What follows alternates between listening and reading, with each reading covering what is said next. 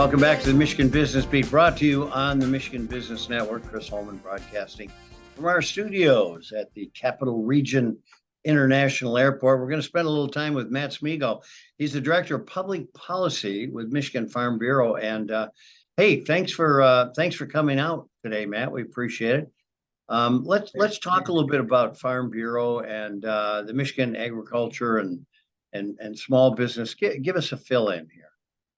Sure. Agriculture is the second largest industry in the state of Michigan.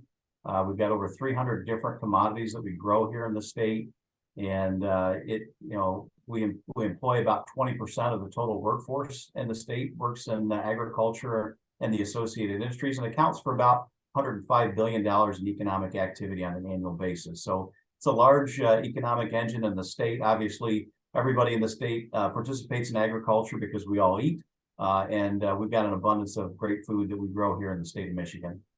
Well, it's amazing. Anybody who travels will be able to tell you that the thing that opens countries and has opened countries the quickest is agriculture. And it's the trade of grain and food and everything else, just an absolute necessity. So I did see you last at the policy conference, which means you guys are ever working on things. So tell me what you're working on right now. Sure. The flavor of the day for policy for agriculture right now, first and foremost, is the Farm Bill. We're working on that with our congressional members, trying to get a Farm Bill reauthorized. That happens once every 5 years. We're also working on a lot of issues related to labor at the federal level. That's a topic that continues to be a huge concern for our farmers, of finding accessible labor to do the work that's necessary to harvest those bountiful and plentiful crops that we have here in the state. So those are a few of the top tier policy issues that we're working on right now. And you talked about bountiful harvest. We are what, second to California in the number of different agricultural products that we grow here. So that puts us right there in the catbird seat, so to speak. Okay, so let's talk a little bit about out of agriculture and how this Farm Bill will impact people who aren't directly in the agricultural commerce. Sure. When you talk about Farm Bill, you could classify it as a lot of things. It's a Farm Bill, it's a food security bill, it's a national security bill, it's a food nutrition bill. For our farmers, it's important because it protects them with a safety net. As you know, farmers work in an open environment and they can't control the weather. There's some years that are good years, some years that are bad years. But having things like crop insurance available to them, which comes through the Farm Bill, is important. For our non-farmers there, most of Americans don't know what the Farm Bill is. 70% have not either don't know or haven't heard of what the Farm Bill is. But I would argue that it touches each and every one of our lives. One of the biggest parts of the Farm Bill is the food nutrition program. So the old food stamp program, SNAP, as it's referred to today, does affect a large number of Americans, especially right here in Michigan. And making sure that folks that need access to food, that don't have access to today, have access to food. And I think that's an important aspect of what the Farm Bill provides. It also gives some opportunity for programs like conservation and making sure that farmers have tools to do more for our land and water and air quality in the state and around the country. So those are just a few of the highlights, I would argue, that are good reasons why the general public should be interested in the Farm Bill as well.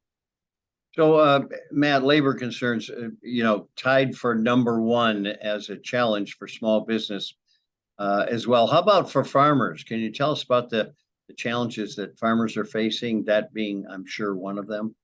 Yeah, labor availability and cost continues to be a top tier issue for our farmers. It was an issue before the pandemic. It had only gotten worse for us during the pandemic and even post. Today, farmers' cost in some cases is upwards of 40% of their total production cost is tied to labor.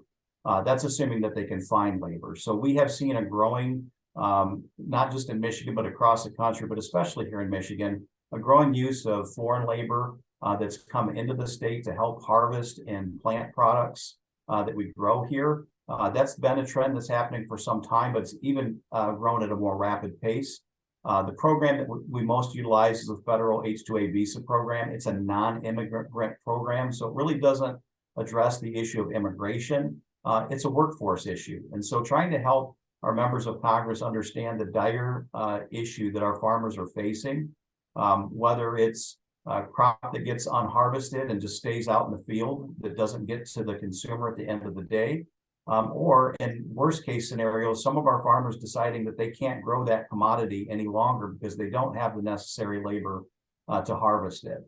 A large part of agriculture, especially in our specialty crops, still relies on hand labor for a lot of the activities. We don't have the mechanization that you have in maybe other segments of business.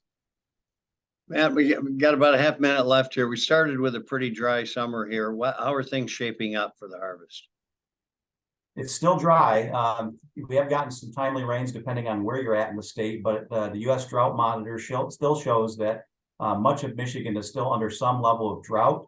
Like I said, it's gotten a little bit better, but we still are in a dry condition in the state. I think as the growing season continues, hopefully we get some more timely rains. That will help things out. So it's not going to be a complete loss, but we will have some reduced yields as a part of that drier weather this year. One of the few industries where you have to do this all year long. Absolutely. Cross your fingers. All right. Matt Smego, Director of Public Policy for the Michigan Farm Bureau, the voice of ag here in the state of Michigan. Thanks for joining us. We appreciate it. And everyone, you've been watching this Michigan Business Beat on the Michigan Business Network. I'm Chris Holman.